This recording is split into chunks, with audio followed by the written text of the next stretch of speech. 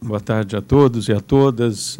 Primeiro, agradecer muito ao meu amigo Sérgio Fausto e lembrar das peladas na USP que nós fazíamos nos anos 80. Ele jogava mais ou menos bola e eu também, mas era bom. Era uma cidade mais amigável na época. E agradecer ao convite da Fundação Fernando Henrique Cardoso, para que a gente possa estar falando aqui um pouquinho e trazendo uma contribuição, na verdade, de um administrador público e cientista social, que trabalhou e trabalha nos últimos 25 anos na área pública. Então, os urbanistas, eu vou pedir um pouco de licença para falar um pouquinho de quem vive por dentro um pouco os problemas da administração pública. E agradecer muito ao Sobzé, porque o texto dele realmente é instigante. Eu li, reli, fiquei com vontade de fazer vários comentários, trouxe alguns deles, mas muito interessante para o nosso debate. Agradecer ao Felipe Young, também ao Bernardo, né, pela oportunidade.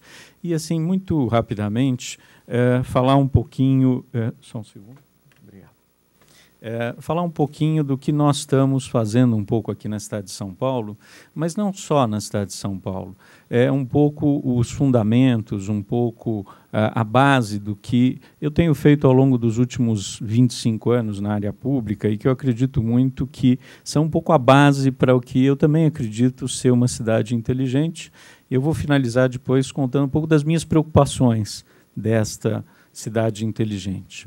Então, para começar um pouco nossos pilares da Secretaria de Inovação e Tecnologia, um dos pontos que é muito caro, e eu acho para todo brasileiro, paulistano, é uma questão da enorme burocracia existente na área pública e na cidade como um todo, né? A enorme dificuldade que nós temos para realizar serviços para que a gente possa interagir com o poder público e que isso sempre está presente na nossa vida. Aliás, até no governo militar, a gente teve um Ministério da Desburocratização, na época o ministro Hélio Beltrão, e nós continuamos com esse tema, que é como simplificar, como reduzir a carga burocrática de uma cidade como São Paulo para que ela possa ser mais inteligente, né? Se nós não conseguirmos, de alguma forma, rever processos, se a gente não conseguir simplificar a relação entre os cidadãos e o poder público, com certeza, nós, inclusive, criamos o que eu chamo de e-burocracia, que muitos autores falam sobre isso, e que a gente tem exemplos até na própria prefeitura. Alguns anos atrás, foi informatizado todo um processo de licenciamento, o Marcos está aqui, da área de urbanismo, que chama SLEA, e foi informatizado de uma forma burra, em última instância, porque se utilizou a mesma lógica existente do papel para levar para a tecnologia. E isso é algo que não é possível de ser feito, ou melhor, se é feito, gera uma e-burocracia que é importante que a gente esteja muito atento a esse tipo de coisa. Um outro ponto que para nós é muito caro, e eu acredito que vira e mexe como um tema para a cidade inteligente, é a ideia da descentralização do serviço da administração.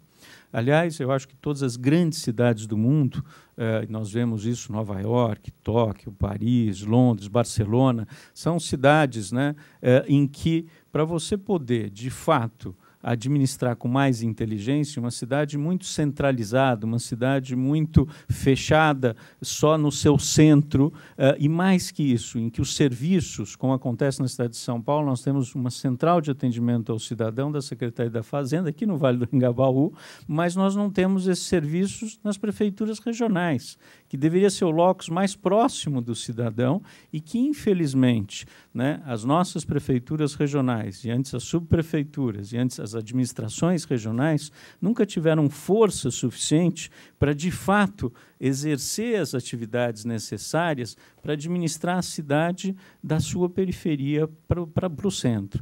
Mais que isso, não tem orçamento para isso. Mais que isso, a estrutura dessas prefeituras regionais, e é interessante ver que cada uma delas, em torno de 400 a 500 mil pessoas moram em cada prefeitura regional, não tem a mínima estrutura, e a mínima mesmo, eu posso dizer, né, para conseguir administrar uma cidade de 400 a 500 mil habitantes. Então, ou nós, de fato, trabalhamos a questão da descentralização, e descentralização importa descentralização de recursos humanos, descentralização financeira, a própria participação da sociedade nesses locais descentralizados, ou a gente não vai muito longe com uma cidade inteligente. E não só a descentralização dos serviços, mas também a democratização do acesso às informações, que é outro ponto importante. Grande parte da nossa população, infelizmente, não sabe como realizar os seus serviços. Nós mesmos, né, muitas vezes, temos uma enorme dificuldade. Né? Aliás, na época do Poupa Tempo, a gente criou o Disque Poupa Tempo, um guia de serviço, justamente para dizer para as pessoas o que eram os serviços, como eles são realizados, quem pode realizar, quanto custa, que horas fica aberto. Isso é mais ou menos básico para que as pessoas tenham mais informações para poderem usufruir de uma cidade como São Paulo ou qualquer outra cidade no planeta. Outro ponto que também eu reforço importante, que na área pública, no Brasil, é muito forte, é a questão de trabalhos setoriais. Né? Nós temos a Secretaria da Educação Municipal, a Secretaria de Habitação, a Secretaria da Saúde, que não conversam entre si. E isso no mesmo nível e em diferentes níveis. E isso é um problema gravíssimo para você ter uma cidade inteligente. Se nós não conseguimos ver, de alguma forma, o cidadão como uno e a administração pública como uma cidade só, nós brincamos que tem a Prefeitura Municipal da Saúde, a Prefeitura Municipal da Educação, e assim por diante. Ou seja, ou nós trabalhamos para integrar de forma transversal os órgãos públicos, ou não teremos uma cidade inteligente. Um outro ponto também muito importante é a promoção de serviços eletrônicos. Eu acredito, aliás, muito, desde a época que eu trabalhei, não só no Poupa Tempo, como no Detran, fui presidente do Detran de São Paulo, quanto mais nós tivermos serviços eletrônicos, melhor é para combater a corrupção, para melhorar a qualidade de vida das pessoas e fazer, de fato, que a gente possa ter o foco no cidadão. Porque a maior preocupação, minha principalmente, aliás, eu não sou um homem de tecnologia, eu gosto muito do atendimento ao cidadão, como melhorar para as pessoas serem bem atendidas. E isso é óbvio que a tecnologia é meio para isso. Né? A tecnologia não pode ser fim para isso. E aí a importância da promoção dos serviços eletrônicos. E um último ponto, que eu também não pus ali, como o Jean-François, é a ideia da infraestrutura das cidades. Né? Nós, hoje, não temos uma infraestrutura adequada da nossa cidade, principalmente, de cabeamento, de Wi-Fi público, de inclusão digital. E, só para terem uma ideia, hoje nós temos em torno de 55 mil equipamentos de computadores na administração pública municipal. Boa parte deles com mais de 5 anos de uso. Boa parte dos links de comunicação de 4G. Ou seja, nós não temos uma infraestrutura adequada para que a unidade básica de saúde lá na ponta, a escola, o CEL, a prefeitura regional, de fato, possa se utilizar dos sistemas, dos aplicativos, para fazer com que esses equipamentos possam servir bem a população. Então, ou nós também provemos de infraestrutura básica, ou nós também não temos uma cidade inteligente. Bom, esses são alguns dos pilares, né, da secretaria. E aí, entrando em alguns conceitos que eu acho que são importantes, que são sobre inovação. Né? Um primeiro conceito que eu acredito muito importante é, como o próprio Jean-François já falou, a ideia da transparência e dados abertos, né? Disponibilização de dados públicos e informações sobre políticas.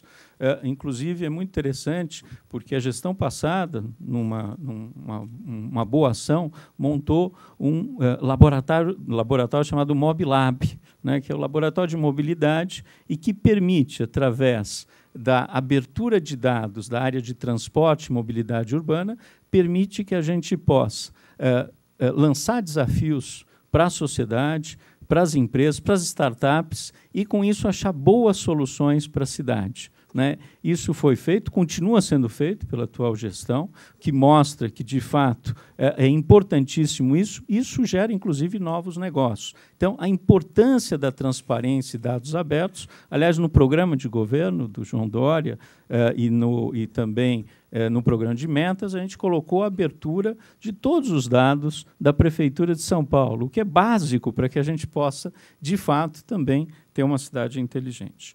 Um outro ponto importante é a ideia da colaboração entre governo e sociedade. Né? Ou nós temos mais espaços e metodologias de interação entre o setor público, academia, sociedade civil, iniciativa privada, ou, de fato, nós não conseguimos ir adiante.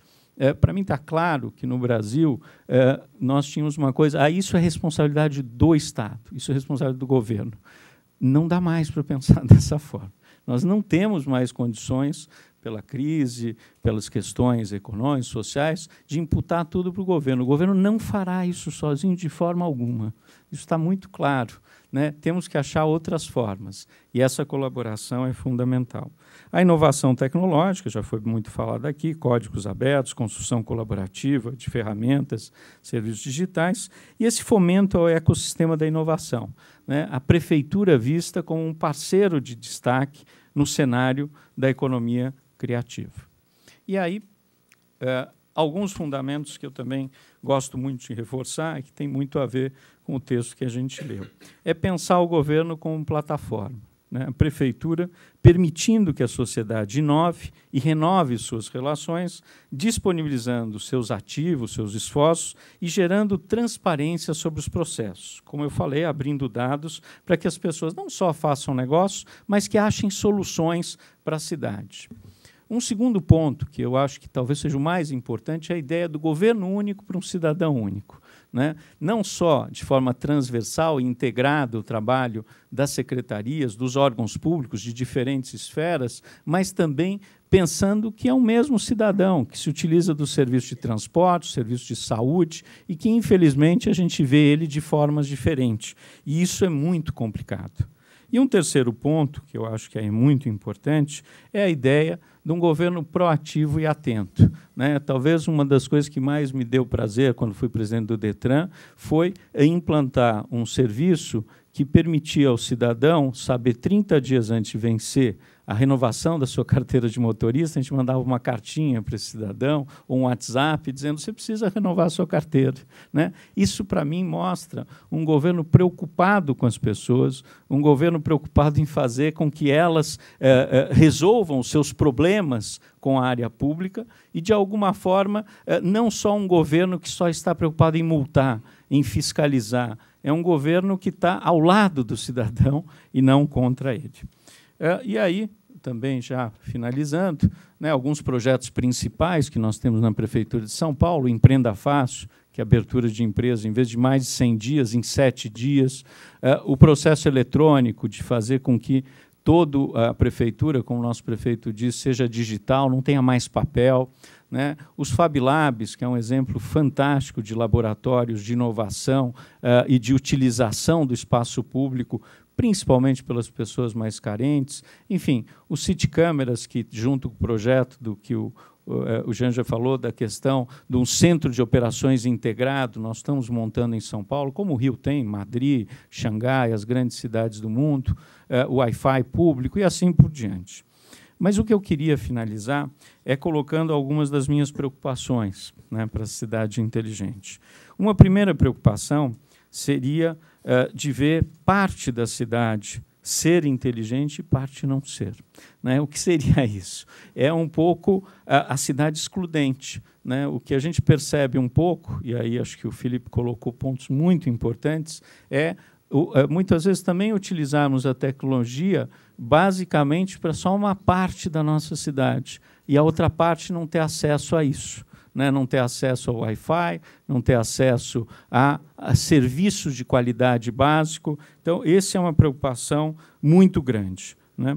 Uma segunda preocupação, já coloquei, a ideia da e-burocracia, da gente criar uma cidade que seja com muitos artefatos tecnológicos, mas uma cidade pouco humana, uma cidade pouco permeável, uma cidade que, na verdade, não se preocupa com o cidadão, né, que tem que ser o objetivo último da cidade, né?